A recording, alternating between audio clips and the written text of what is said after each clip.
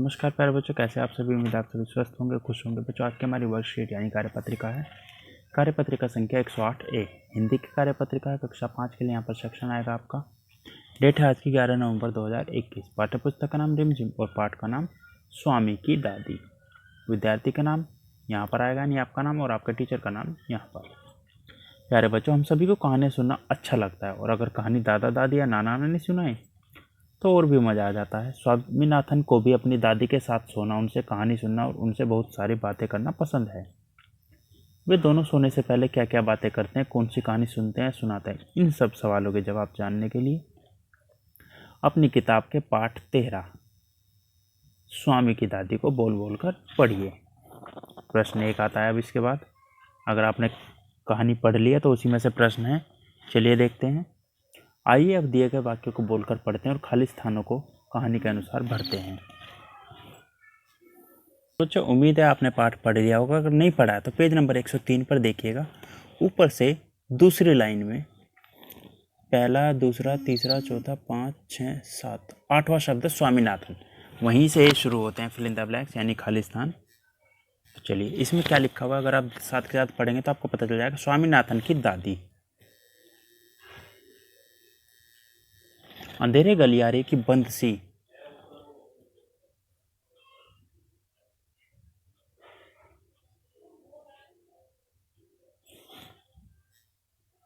कोठरी में रहती थी। किस में रहती थी? कोठरी। थोड़ा ऊपर जाएंगे तो आपको ये मिल जाएगा। उनके सामान में 5 दरियां, क्या क्या था? 5 दरिया था, 3 चादरें थी। 3 क्या थी? चादरें। 5 तकियों वाला भारी भरकम बिस्तर, एक पटसन के रेशे का बक्सा और लकड़ी का एक छोटा बक्सा।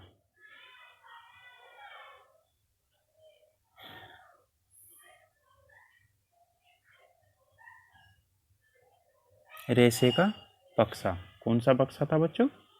वर्गाकार बक्सा था यहाँ पर।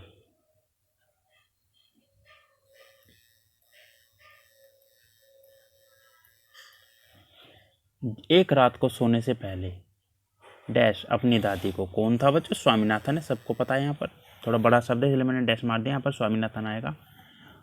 दादी को राजम और किसके बीच पहली दोस्ती और फिर दुश्मनी की कहानी सुनाई।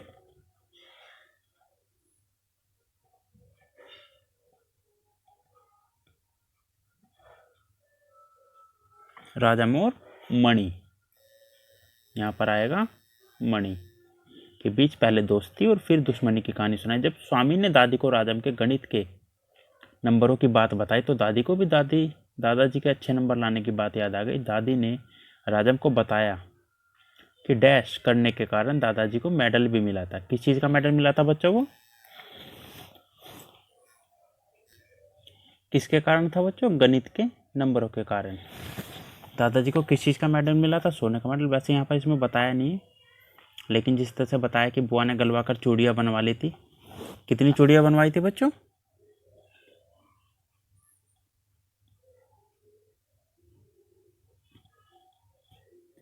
4 चूड़ियाँ।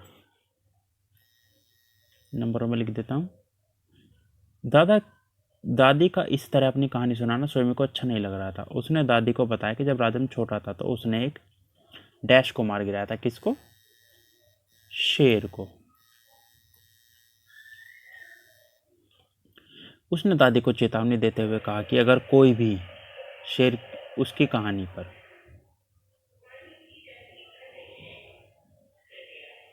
किसकी कहानी पर? राजम की कहानी पर विश्वास नहीं करेगा तो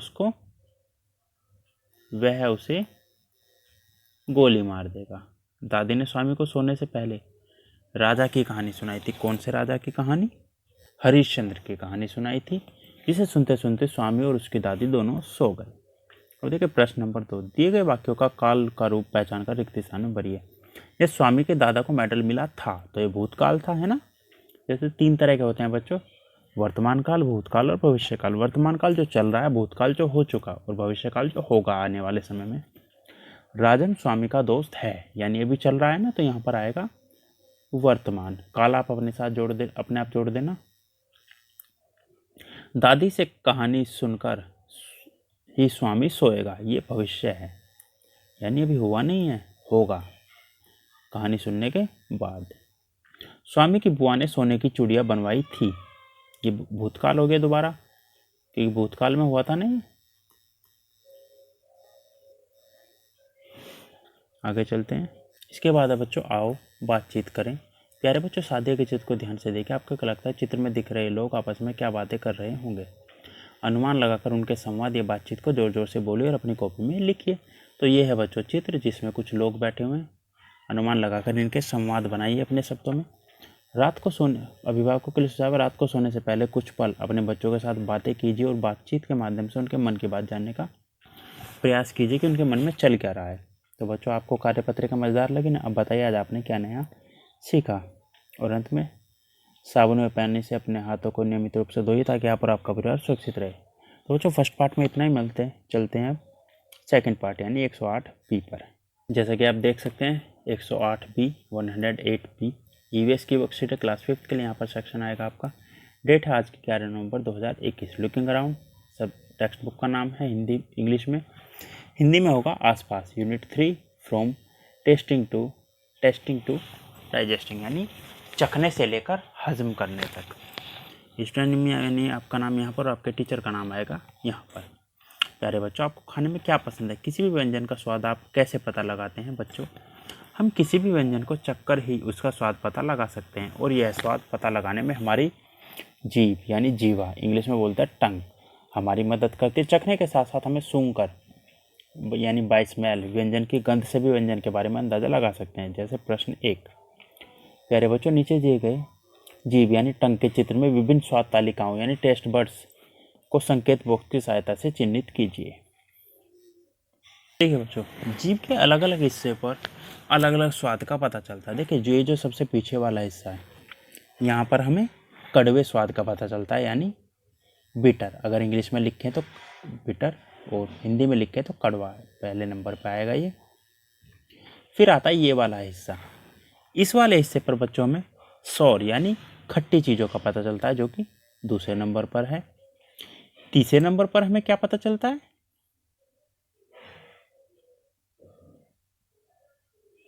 ये वाला हिस्सा।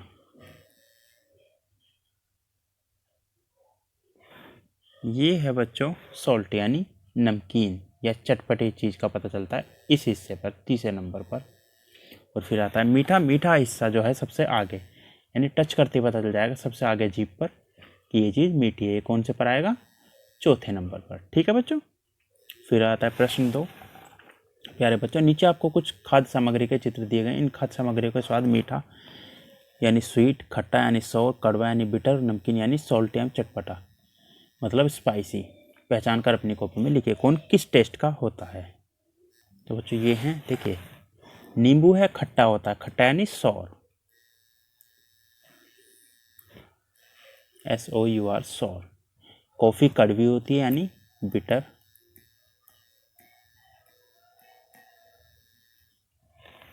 ये क्या है? रसगुल्ला। रसगुल्ला होता है स्वीट यानी मीठा।